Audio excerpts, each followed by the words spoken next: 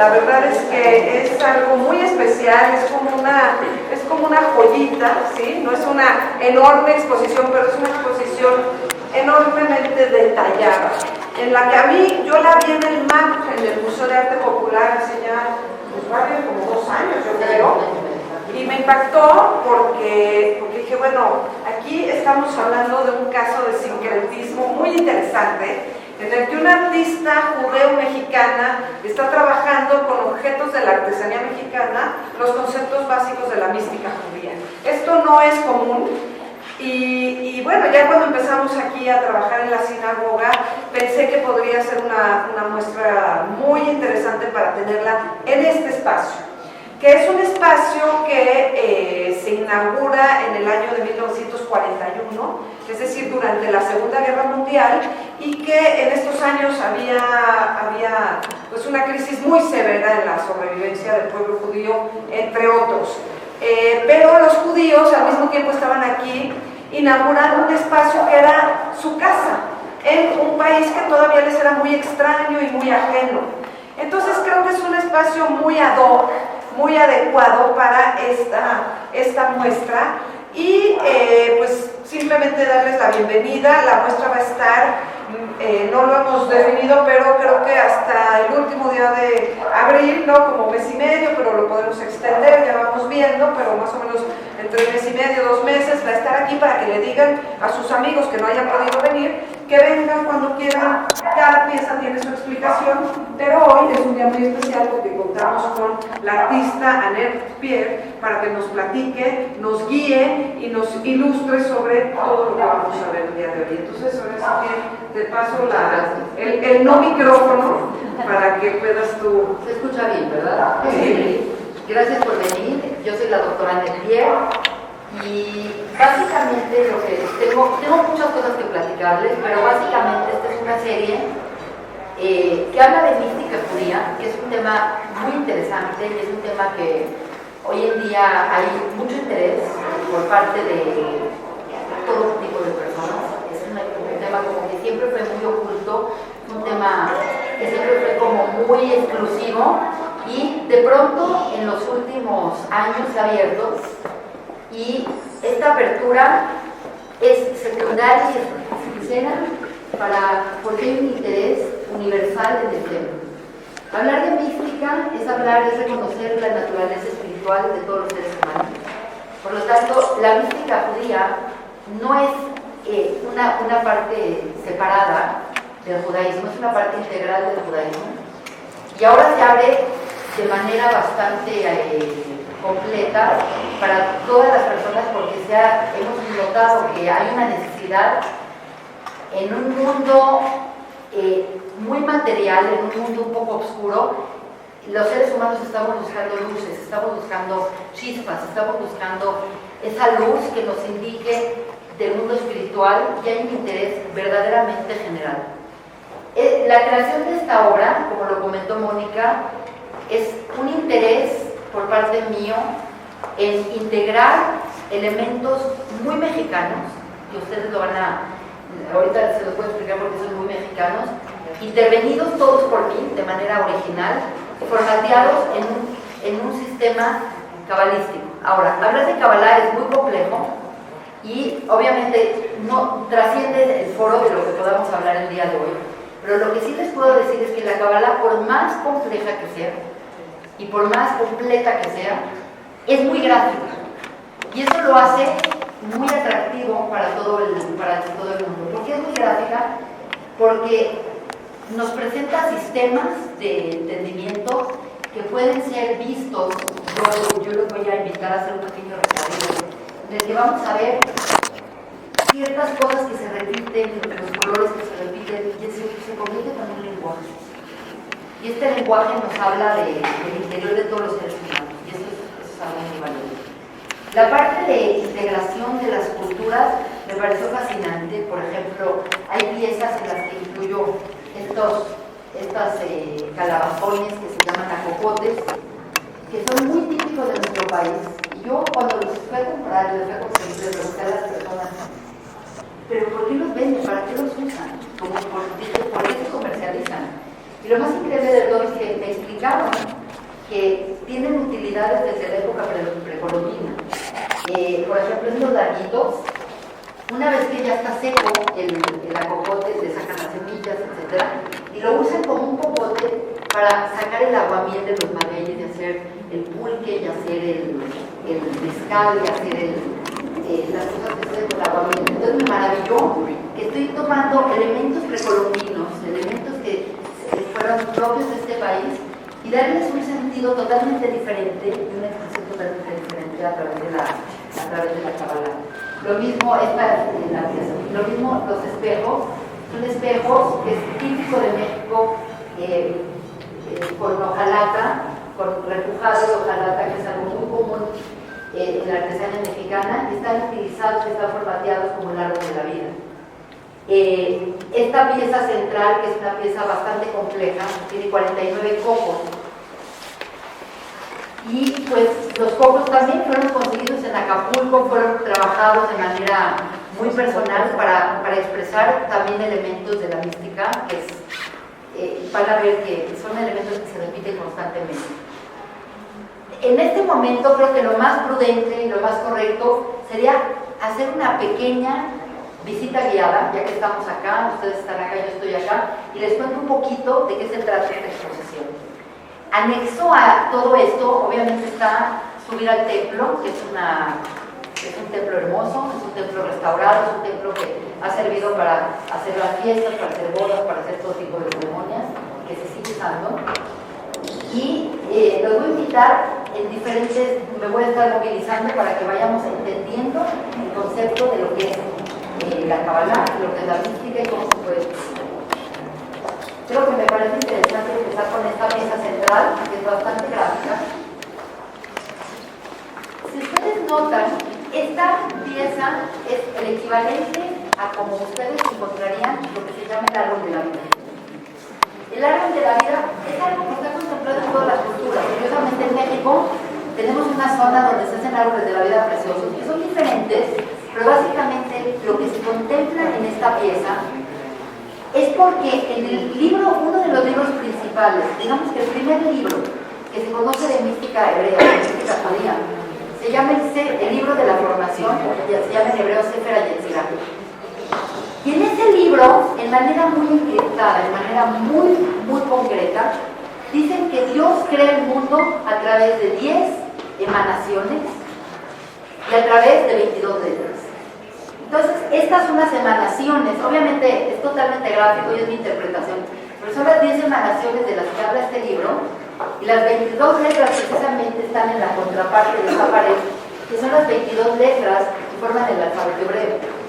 Si ustedes recuerdan y son conocedores de la Biblia, lo que dice la Biblia, que es sumamente interesante, es que Dios hizo 10 enunciados, y al enunciar cada una de estas frases fue creando las diferentes cosas que conocemos y creó todos los mundos y creó todas las realidades y toda la creación.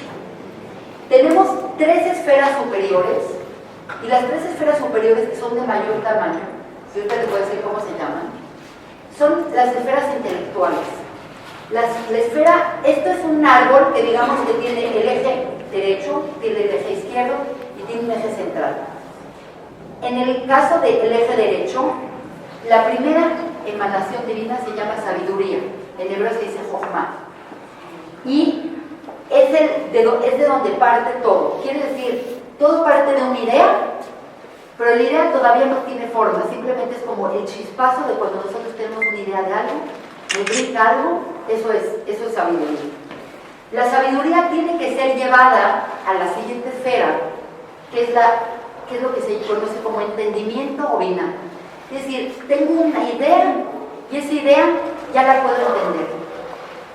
Y eso ya empieza a volverse en un plano un poco más concreto. La tercera esfera intelectual, que es la primera triada, se llama conocimiento. Porque nosotros tenemos un poco mezclado, suena como idéntico, pero no es lo mismo. Una cosa es conocimiento, otra cosa es sabiduría y otra cosa es entendimiento. Conocimiento es la mezcla de la sabiduría con el entendimiento. Es decir, ya lo entiendo, lo conozco, ya puedo hacer algo más concreto. Las 7 círculos, que son un poco más pequeños que los superiores, se llaman emanaciones emocionales y son características emocionales, y es sumamente interesante porque son cosas que nosotros podemos sentir en nuestra persona. ¿Por qué es esto importante? ¿Por qué estos modelos son importantes? Porque de toda la creación, nosotros los seres humanos, todos los seres humanos, tenemos cualidades que tiene Dios, porque nosotros estamos hechos a imagen y semejanza divinas. Y esto lo que implica, que al conocer nosotros estas emanaciones, podemos conocernos a nosotros, y esta es una forma de conocer a Dios, porque es sumamente difícil conocer a Dios. Entonces, es parte, una responsabilidad conocerse a uno mismo, y a través de conocerse a uno mismo, podemos también conocer cualidades de Dios. La primera cualidad es la bondad, la entrega, la empatía, que es una palabra que en hebreo se dice Gesed. Y Gesed implica el dar, el preocuparse por el próximo, por el prójimo, el ser bueno, el ser una persona responsable. Todo eso implica esto. Y hay el equivalente. Siempre van a ver que cuando yo hablo de esta virtud, van a ver que siempre aparece el color blanco y el color plateado. Y esto fue personificado por el patriarca Abraham. Entonces, la primera emanación emocional es la del patriarca Abraham, y es la bondad. La contraparte exactamente de esa virtud se llama justicia, o din, y siempre van a ver que aparece el color rojo, que es la contraparte. Todo esto sale de un libro muy importante de mística. Y exactamente la contraparte de la bondad es el exigir, el pedir, el ordenar y el poner límites. La parte central, y esta equivale al patriarca Isaac. Por lo tanto, Abraham, tenemos acá a Isaac. La síntesis de ambos, que es la primera triada emocional, la completa el patriarca Jacob. Y Jacob es el patriarca que integra tanto las cosas del abuelo como las cosas del padre, es decir, la bondad con la exigencia, y se convierte de pronto en un ser bello, en un ser balanceado, y ese es el patriarca Jacob. Siempre las cualidades del medio son las que se pueden balancear y son las con las que más nos identificamos. En la parte inferior a esta tenemos al patriarca Moisés con la cualidad de eternidad, y la contraparte de Moisés es Aarón, que es la cualidad de esplendor. La integración de ambas queda en una triada inferior, integran todas estas fuerzas, está integrada por José el soñador, por José el bíblico. Y lo interesante es que a través de este sistema, es como un sistema de luz, en donde hay una luz infinita, y esa luz tiene que venir graduándose poco a poco. Entonces, en las esferas superiores la luz es todavía muy completa, es como un transformador que va bajando el voltaje. ¿Para qué? Para bajar el voltaje, para que cada uno vaya teniendo una luz normal, y finalmente toda la luz se va volcando hacia la última esfera, que es el rey. El reinado es el Melech y corresponde al rey David. Entonces, esto es como un sistema de luz, de un transformador donde hay una luz infinita, que es la luz de Dios, que tiene que venir bajando hacia nosotros, y para poder bajar de manera correcta y no nos electrocutemos, tiene que venir bajando graduadamente como una cascada, y esto va bajando hasta en la última esfera, que es la esfera que menos luz tiene, que es la luz, pero todas las luces bajan hacia ella, y entonces es la luz que nosotros podemos procesar, y es con la luz con la que podríamos dejar, por decir un ejemplo, conectarnos, y conectar nuestros aparatos sin que esto se dañe.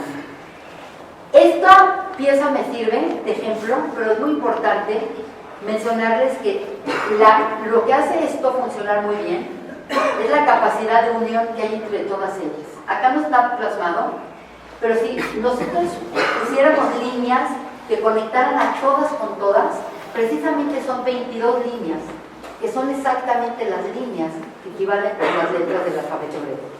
Porque en la Kabbalah todo es exacto. En la Kabbalah no hay cabos sueltos. Lo que no entendemos ahora lo entenderemos después, pero todo es preciso. Y esos canales de comunicación precisamente son las letras. Entonces ahora voy a llamar su atención para ir a las letras.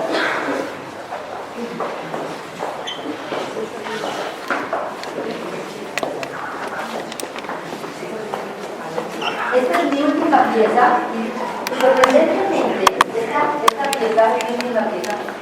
En 3 años que llevo haciendo cosas de Kabbalah y haciendo cosas de artesanía intervenida con el tema de Kabbalah, no se me había ocurrido meter el tema de las letras cuando es esencial y está contemplado en todos los libros de Kabbalah, está contemplado el tema de las letras. Realmente, lo importante que les puedo decir acá es que el alfabeto hebreo se ve como muy difícil, pero realmente no lo es. Es fácil. Son 22 letras y no hay vocales. Las vocales son puntos. Y realmente la Biblia, como debe de estar escrita, no está escrita con puntos. Está escrita solamente con puras letras. En manera lógica, lo puse en el orden que va, el orden alfabético. En hebreo es exactamente al revés que en español. Empezamos siempre a leer de este lado y se lee de acá para acá. Entonces, yo lo que traté de hacer acá es explicar que esos 22 canales que conectan a todas las esferas, que nos permiten ir bajando la luz y bajando la luz, están contemplados a través de estas letras. Una cosa muy interesante que les puedo decir es que cuando lo hice, me di cuenta de una cosa que la Kabbalah está contemplada. Todas las letras, todas, contienen esta letra. Esta letra diminuta es la letra Yud. La letra Yud tiene la gematria. Gematria es el valor numérico, porque estas letras tienen valores numéricos, pero yo puedo explicarles. Esta letra tiene el valor numérico de 10. Y todas las letras contienen, si ustedes ven su formación, todas las letras tienen la Yud. Quiere decir que de todas las letras salen de ese elemento de 10 que implica la presencia divina como siempre. Entonces cada una de estas letras se llaman letras sagradas porque las escrituras sagradas, porque la palabra de Dios fue forjada a través de estas letras y todas contienen la letra I. Así que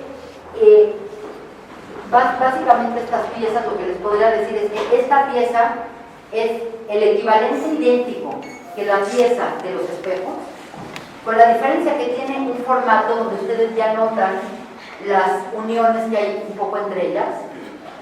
Y lo interesante de esta pieza es que son ollas de barro. Lo que pasa es que estamos tomando en cuenta que en este tema de la Kabbalah y en este tema de la mística hay 2 fuerzas importantes en la creación. Hay lo que se llama la energía y la luz divina, y hay lo que se llama las vasijas. Realmente nosotros somos vasijas. ¿Por qué? Porque nosotros nos nutrimos de esa luz divina. Y entonces lo interesante de haber puesto las vasijas es que si ustedes ven, están vacías. Y esa es de lo que se trata el ejercicio de la Kabbalah. El ejercicio de la Kabbalah es que para poder incorporar la luz divina de manera directa y de manera correcta, tenemos que tener el espacio para llenarnos de luz. Si yo llenara esto de arena o lo llenara de cualquier otro material, impediría que esa luz entrara en ellas.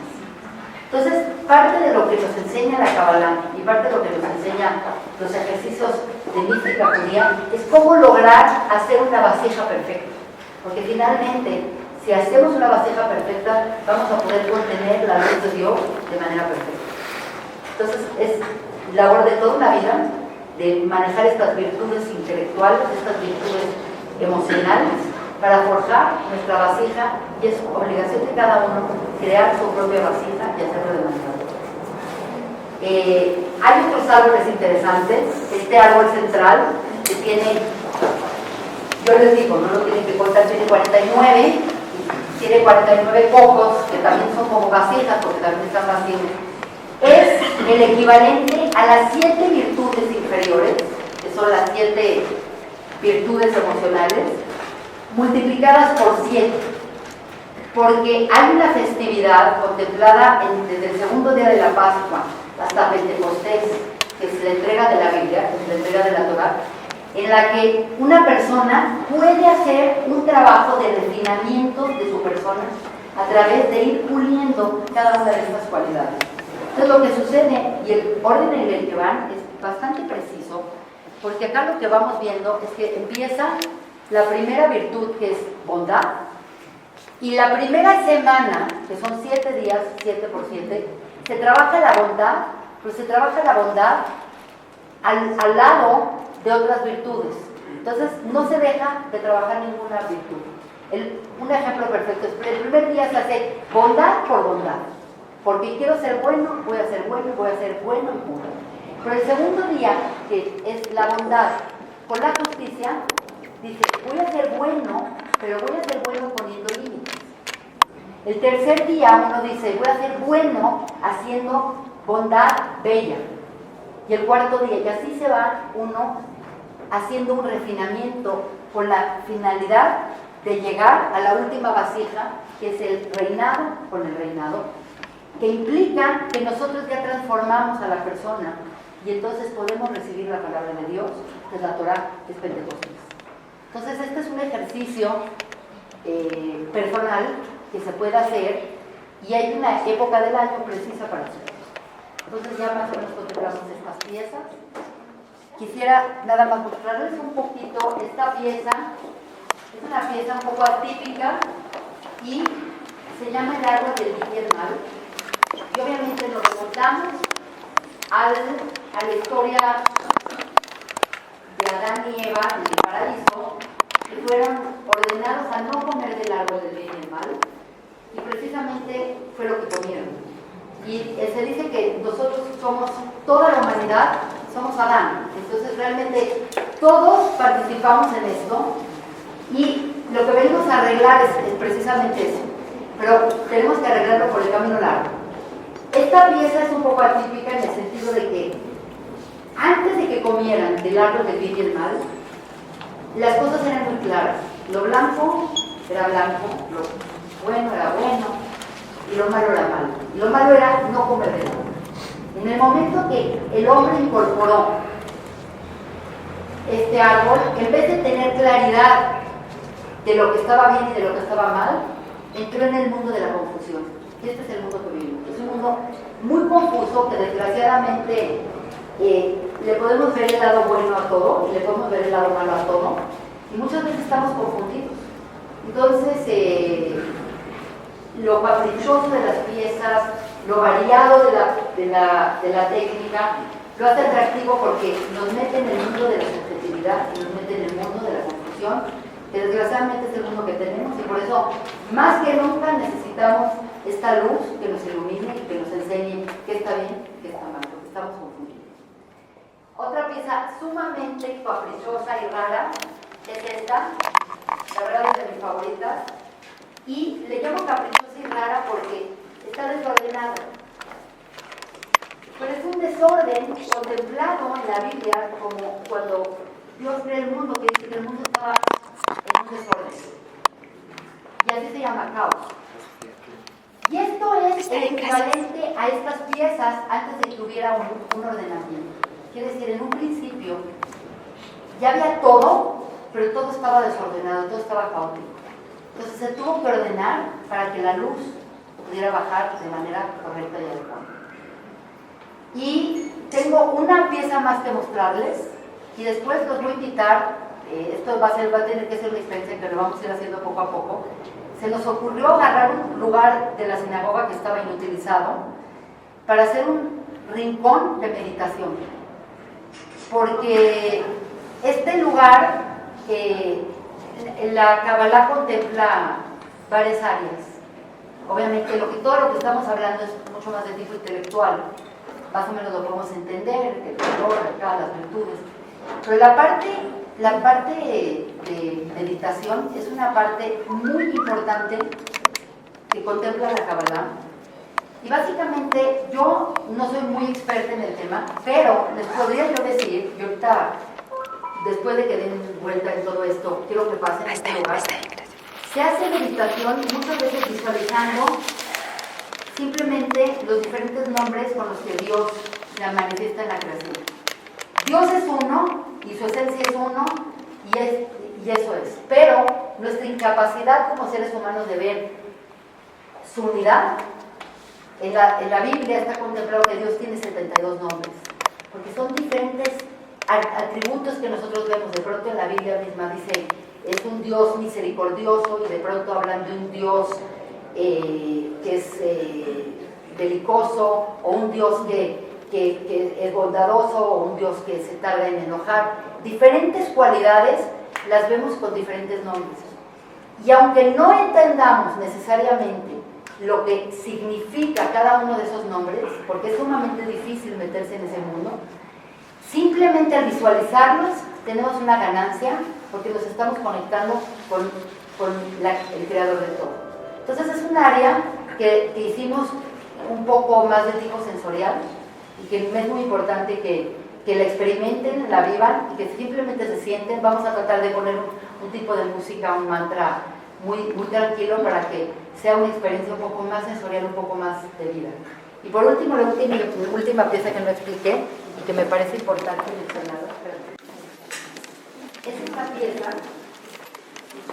Y esta pieza es una pieza hecha en cristal pintado, y está constituido, como la Kabbalah menciona, existen diferentes mundos o la muerte. Y lo interesante de esto es que el mundo material y el mundo en el que nosotros vivimos, esto es una versión mía, no hay ningún lugar en el mundo que dice esto es totalmente diferente. Es este mundo, es el mundo más material, es el mundo donde vive el ser humano, y se le llama el mundo de los hechos. Quiere decir, acá, en este mundo, nos definimos por lo que hacemos más que por lo que pensamos. Si una persona quiere ser bondadosa, tiene que hacer actos de bondad. No basta con que tenga la intención de hacer bondad, tiene que ejecutarlo. Entonces, este es un mundo que se llama el mundo de Asiá, el mundo de los hechos, que es el mundo más material. Pero simultáneamente estos mundos no quiere decir que es inferior, al contrario. El motivo de la creación es por este mundo, porque acá vive el ser humano y nosotros somos el motivo por el que Dios creó el universo. Pero hay mundos superiores que son más etéreos, que son más espirituales. Y el mundo, el primer mundo, podríamos ir de arriba abajo, de abajo arriba, pero vamos a hacerlo de arriba abajo. Se llama el mundo de Adama Kadmon, que significa el mundo del hombre primitivo, que no podemos ni siquiera vislumbrar qué es, porque es algo tan pegado a Dios que no tenemos manera de entender qué significa. Es un mundo de pura luz, donde no hay nada que nosotros tengamos ninguna referencia de nada creado en ese mundo. Posteriormente tenemos un mundo que se llama el mundo de Atzilut. El mundo de Atzilut se llama el mundo de la emanación. Quiere decir, acá empieza a haber algo de la nada. Posteriormente tenemos un mundo más comprensible un poco para nosotros, y yo ahorita les voy a explicar por qué es más comprensible, que se llama el mundo de la Briá, el mundo de la creación. Podemos entender un poco más porque hay seres celestiales, incluyendo nuestra alma, que emana de este mundo. Nuestro cuerpo emana de este mundo, pero nuestra alma emana de este mundo. Y en este mundo hay otro tipo de seres celestiales, como ángeles superiores. Y este se llama Olam Yetzirah, que se llama el mundo de la formación. Y en este mundo también hay otros seres espirituales, que son la mayor parte de los ángeles y otras fuerzas. Por lo tanto, esta es una pieza que no quise dejarla fuera. Ahora, todas trabajan simultáneamente. No es que vino esta y luego vino esta. No hay esa temporal. Es totalmente una estructura para que nosotros entendamos que todo lo que hacemos en este mundo afecta a los mundos superiores. Cada cosa que hace el ser humano, porque nosotros estamos hechos a imagen y semejanza divina, le da fuerza para bien y para mal a los mundos superiores. Entonces, somos verdaderamente seres tremendamente poderosos, por más de que somos mortales, etcétera, tenemos elementos que nos hacen alterar toda la creación y tenemos que tener conciencia de eso.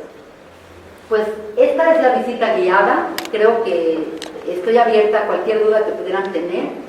El uso de los colores no es arbitrario, la forma sí.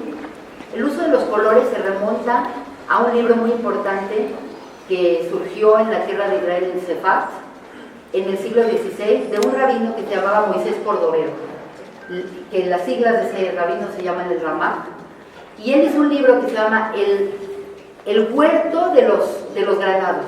Es un libro muy complejo, pero es un libro que contempla y sistematiza de manera bastante didáctica y bastante gráfica el tema de las emanaciones divinas y integra el tema de los colores. Nada más por mencionarles, esto de las 7 esferas inferiores está totalmente contenido en la naturaleza, en todo. Lo que pasa es que nosotros no nos damos cuenta, pero miren, son 7 días de la creación y son 7 días de la semana. Es universal, y obviamente esto es porque Dios lo hizo en 7 días. Pero también son los 7 días del arco iris, los 7 colores del arco iris, exactamente los mismos colores. Y también son las 7 notas musicales. Y obviamente el 7 se eleva a la potencia en Kabbalah, pero lo interesante es que vayamos siendo sensibles a que este sistema es un sistema que penetra en toda la creación. No hay nada en la creación que no esté contenido en el mundo natural, en este sistema de 7. Y obviamente, a raíz de que uno empieza a tener esta sensibilidad, de pronto dices, es cierto, son 7 notas. Y no es arbitrario, no es porque el que creó el piano decidió poner 7 notas en forma arbitraria. En todas las culturas, y en todo el universo, y en la música que se crea en forma natural, todos son 7. 7 notas, 7 colores, 7 cielos, 7 virtudes. Y esto se transmina y penetra a toda la creación. Pues ahora estoy abierta a cualquier duda que tengan, y me es muy interesante que pudieran pasar en algún momento a conocer el rincón de la meditación, y obviamente quiero que suban a conocer el templo, porque es un templo hermosísimo, restaurado, que se utiliza para fiestas, y queremos que todo el mundo lo conozca y todo el mundo pueda pasar. Pero quiero saber cómo va a ser.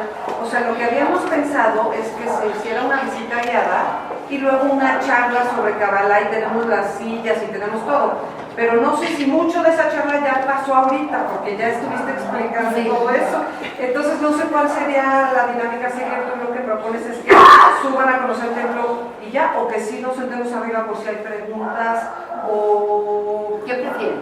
Porque me pareció más importante mostrar la obra, claro, y platicar de ella, para que se vea más gráfico, porque son conceptos complejos, y viéndolo se queda un poco más de... Ahora sí les quiero decir que dentro o en el marco de esta exposición, porque vienen ya las vacaciones de Semana Santa, ahorita interrumpimos, aunque la exposición va a estar abierta todos los días, pero los primeros 3 domingos de abril, a la 1 de la tarde, vamos a ofrecer conferencias sobre la Kabbalah.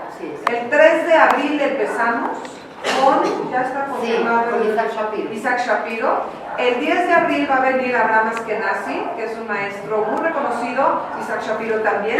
Y el 17 de abril va a venir la maestra, doctora, artista, Milusos, porque además hizo ella una lotería en Yiddish, que es una joya. Ya la jugamos aquí una vez en Hanukkah y lo vamos a volver a hacer. Así es. Estuvo muy divertido, se gritan las tarjetas en Yiddish, pero son muchas cosas relacionadas a la vida y a la cultura de México. Es otra vez el sincretismo del que Anet hace uso, y me parece fascinante.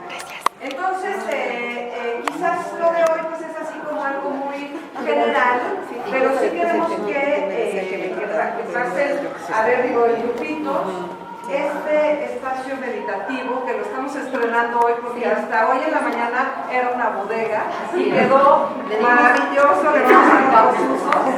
Y bueno, no sé, entonces si quieres, a lo mejor si hay algunas preguntas, tal vez sea que se sienten o no. Si gustan que habláramos un poco más y abordar un poco más de temas, podemos subir y pues vean la obra, chequen los colores, empiecen a encontrar cosas en común entre las piezas, porque eso se va a quedar como algo mucho más gráfico en su mente, y va a hacer que sea una referencia para cuando estén en un libro de Kabbalah, y para meditar sirve mucho ver estas estructuras. Entonces a lo mejor lo que podríamos hacer, porque veo que si hay algunas preguntas, ¿por qué no subimos, nos sentamos y nos quedamos unos 20 minutos más hablando en las dudas que tengan y eso, y luego ya se bajan a seguir viendo la expo. Kabbalah viene del hebreo lekabel. Lekabel significa recibir. Quiere decir, lekabel, recibir. Quiere decir, la Kabbalah es una tradición recibida, así como la Biblia fue recibida, es una revelación. La Kabbalah es exactamente, la Kabbalah es exactamente lo mismo, pero a un nivel, prefiero creo que hablar así, es a un nivel mucho más profundo, mucho más místico y mucho más lo que llaman secreto. Quiere decir, siendo parte integral del judaísmo, porque no es algo separado, no es algo, hay lugares de Kabbalah, pero no son judíos, no. La Kabbalah es una parte integral, como es la Biblia, como es el Midrash, como es la Gadá, como son otros libros o el Talmud, es una parte integral. Ahora, algo interesante es que también la palabra, es que en el hebreo, como cualquier otro idioma, tiene un significado que es prácticamente imposible traducir. Siempre traducir, no sé si saben, pero la palabra traducir es traicionar. Traducir algo es traicionar realmente lo que es. Entonces, si yo les digo, Kabbalah es esto, me voy a quedar corta de realmente lo que es. Así como les dije que Kabbalah es una tradición recibida, también la palabra Kabbalah viene de la palabra integrar.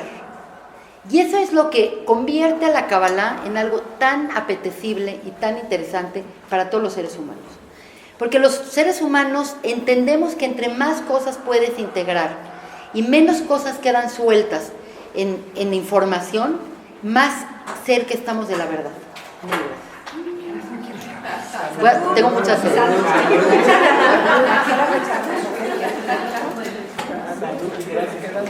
Está muy buena la del patrocinio, de la Y la plática también. Muy bien. Excelente. Esta capacidad que tiene la Kabbalah de integrar es algo que maravilla, porque toda la información va cayendo en su lugar. Es como ver un rompecabezas de millones de piezas que de pronto, a través de los siglos, toda esta información se ha ido integrando de manera magistral, de manera sistemática, perfecta y maravillosa. Esta capacidad que tiene la Kabbalah de integrar es lo que la hace tan interesante para todos. Ahora, eso significa Kabbalah. Ahora, Kabbalah es una palabra que significa mucho más que eso, pero es entender que el ser humano tiene una naturaleza y una capacidad mística. Quiere decir, el ser humano, en el momento que el hombre fue llamado hombre por la Biblia, o fue llamado por Dios, el ser humano, Adán, significa Adán, viene de Adama, viene de tierra. En ese momento validaron en el ser humano su capacidad espiritual. Quiere decir, exaltaron su capacidad de tener imagen y semejanzas divinas. Nosotros podemos pensar en cosas que no conocemos y que nunca hemos visto, como Dios y como el infinito y como cosas que no están a nuestras manos, pero a pesar de eso podemos hablar de ellas y podemos especular en ellas y entender en ellas. El ser humano, desde que tiene estas capacidades espirituales, en ese momento empieza la mística en la humanidad, y obviamente el pueblo judío, como los demás pueblos, contemplan un elemento muy importante de espiritualidad. Algo muy importante que tiene la Kabbalah es que ha tenido diferentes etapas, y yo creo que es lo que valdría la pena ahorita mencionar. A menos que tengan muchas preguntas, ya podríamos entrar en más tema, pero para no entrar en cosas muy complejas, es que hay libros y hay documentos que se atribuyen místicos desde Adán. Y ha habido una tradición de generación en generación que se conoce, esa cadena de transmisión de la mística. El primer libro del cual nosotros tenemos entendimiento de Kabbalah, lo mencioné abajo, es el Sefer HaYetzirah, que se traduce como el libro de la formación, y se le atribuye al patriarca Abraham. Y es un libro que se puede conseguir en las librerías. Pero la mala noticia es que no van a entender nada. Es sumamente difícil de entender. ¿Por qué? Porque tiene información totalmente encriptada.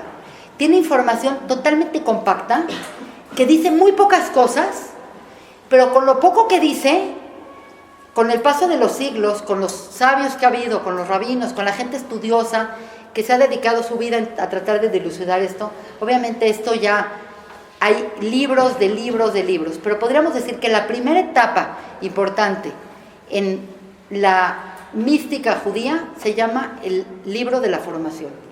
Y en este libro de la formación, como lo mencioné abajo, dicen, el mundo fue creado por 10 fuerzas, fue creado por Dios, no sabemos por qué Dios creó el mundo, no podemos ni tener idea cuál fue su motivación, es algo que está fuera de nuestro alcance, pero una vez que decidió crear, lo creó a través de 10 fuerzas, y estas 10 fuerzas fueron ejecutadas a través de la palabra. Por eso es tan importante la palabra en el ser humano, porque nosotros tenemos una herramienta, así como Dios crea el mundo con palabras, nuestras palabras crean realidades.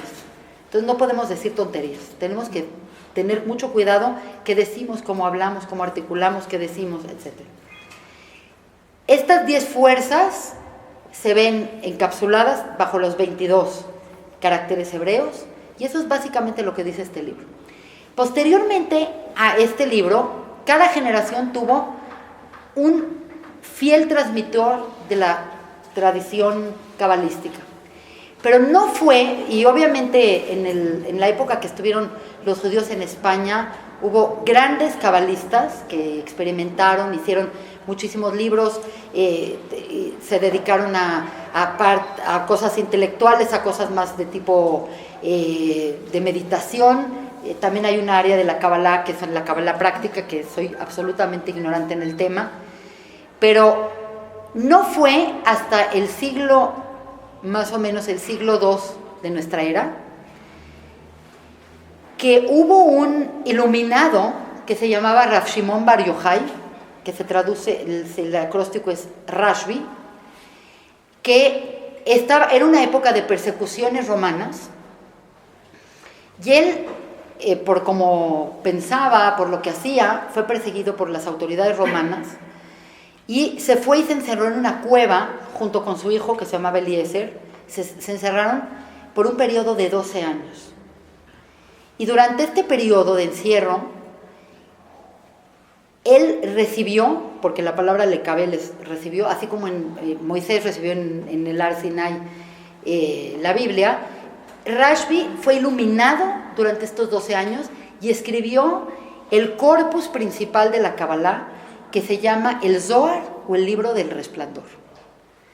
Y es una obra espectacularmente interesante, muy difícil de entender, que nada más como para que tengan idea de qué se trata, tiene el mismo formato que la Biblia, que el Pentateuco, quiere decir, tiene el libro de Génesis, de Éxodo, exactamente así, 5 libros. Está escrito en arameo, no está escrito en hebreo, está escrito en arameo, y tiene contempladas las mismas partes que el Pentateuco, pero totalmente tiene un lenguaje absolutamente metafórico. Nada más para que tengan una idea qué tan metafórico es, cuando en la Biblia en Génesis dice Dios creó los cielos y la tierra estaba tal y tal. Acá, ¿cómo habla el Zohar específicamente de esto? Dice, la rosa de 13 pétalos. Entonces ahí la gente dice, ¿qué es esto? Evidentemente es sumamente complejo. Yo les digo, la rosa de 13 pétalos es porque Dios mismo, cuando se presentó al pueblo judío, cuando el pueblo judío le dijo, queremos saber quién eres, él dijo sus 13 atributos. Entonces ya, obviamente, el que empieza a estudiar, empieza a decir, la rosa de 13 pétalos se refiere a Dios con sus 13 atributos creando el universo. Esta época del Zohar es central porque el Zohar es el libro principal de la Kabbalah. Pero existen millones de libros de la Kabbalah. Y cada libro va sobre el otro. Obviamente, este libro es sumamente complejo. Uno tiene que saber perfectamente arameo, tiene que saber perfectamente el Pentateuco, tiene que saber perfectamente el Talmud, la Mishnah, todos los libros de la tradición oral, para poderse adentrar en él. Entonces, ¿cómo es posible que yo, o ustedes, o hay tanta gente ahora, que se mete a hablar de Kabbalah. Entonces, ¿en qué momento este libro encriptado, con este libro del Zohar en arameo, llega a nosotros de manera más accesible? ¿Cómo pasó esto? Básicamente lo que yo les podría contar es que hubo otra etapa sumamente importante en la revelación de la Kabbalah y en la estructuración de la Kabbalah, que fue en el siglo XVI, una escuela de Kabbalah en la tierra de Israel, en el norte de la Galilea, en un pueblo precioso que se llama Sfat. Y siempre hubo ahí gente que iban a estudiar mística. Y hubo en especial 2 rabinos, que es increíble, porque son 2 épocas diferentes y uno murió a diferencia de 2 años del otro. Entonces, estamos hablando acá de los siglos y acá 2 años de diferencia. Y uno fue el rabino Moisés de Cordovero, que escribió muchísimos libros. El más famoso de ellos es el Huerto de los Granados, el Pardes Rimonim. Y posteriormente tenemos otro libro y otro importantísimo cabalista, que es el Ari Kadosh, que también se le conoce como el rabino Luria. Fueron rabinos que lo que hicieron es que todo el conocimiento que se tenía entonces de la Kabbalah y de la mística lo sistematizaron y lo volvieron un conocimiento mucho más sistemático, mucho mejor integrado, mucho más esquemático. Y a raíz de ahí, obviamente, la influencia de ellos, tanto para el mundo judío, como para el mundo islámico, como para el mundo cristiano, fue enorme. Porque sí es importante el ritual, es importante todo, pero los conceptos son absolutamente universales. Entonces, las diferentes religiones empezaron a desarrollar también su mística a través de esta época. ¿Cómo llega eso a nosotros? Fue específicamente en la época de, podríamos decir, en el siglo XIX, hubo un rabino de tradición hasídica muy importante, que es el rabino Ashlag, Rav Yehuda Ashlag, quien dijo que iba a llegar un momento histórico que el mundo se tenía que beneficiar de los conocimientos de la Kabbalah. Entonces, lo que antes era como un conocimiento muy limitado para mentes preparadísimas y brillantes, mentes súper sofisticadas, y entonces se mantenía realmente como en una cajita de cristal y no podía salir. A partir de ese momento dijeron, cerca del sexto milenio, que ahorita estamos en el año 5760 y tantos, se tiene que abrir este conocimiento para toda la humanidad. Entonces no podemos, es una joya, pero no podemos encerrar a la joya en un lugarcito y quedarla, sino tenemos que hacer uso de ella, porque mucho de lo que el ser humano viene a rectificar, porque todas las almas, todos nosotros venimos a rectificar cosas, en particular, cada quien sabrá qué tiene que rectificar, no es algo tan complejo. Todo lo que nos cuesta mucho trabajo, para lo que de verdad ahí nos topamos una y otra vez, esas son las cosas que venimos a arreglar. Todo el mundo se puede beneficiar de los aprendizajes de la Kabbalah y de las enseñanzas de la Kabbalah para arreglarte como persona. Entonces él comenzó a volverlo como una disciplina mucho más abierta. Obviamente primero se abrió al pueblo judío principalmente, y posteriormente este rabino Ashlag tuvo muchos alumnos, entre ellos es el famosísimo rabino Berg, del cual se abrieron centros de Kabbalah y todo, y ya lo vieron como una necesidad universal la revelación de esta información. Entonces ya se dejó de tratar como... Obviamente lo que nosotros hablamos de Kabbalah no es ninguna parte esencial de la Kabbalah, únicamente estamos lo que los sabios llaman el aroma de la Kabbalah. Quiere decir, es algo de lo cual nos podemos beneficiar nada más con el aroma, ligeramente. Yo no soy una experta en Kabbalah, ni mucho menos, no, soy lejana de eso, pero soy una persona que ha encontrado en eso un camino muy interesante para compartir su arte, sus clases, y entiendo que donde yo voy y doy una plática, hay gente muy interesada, y obviamente el interés no es nada más por una moda, obedece a un deseo en un mundo donde todavía estamos muy confundidos, un mundo donde hay mucha oscuridad, encontrar esos chispas, luces que nos guíen para poder arreglarnos a nosotros y poder arreglar al mundo entero, que esa es la finalidad de la humanidad.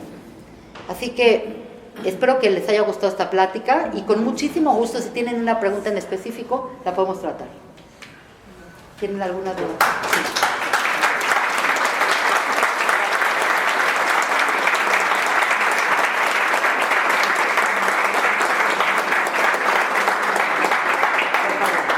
En el caso de las esferas, Sí. ¿qué significan los dibujos? La verdad es que esto, como yo les dije, no hay ningún lugar en el universo que existen estas figuras.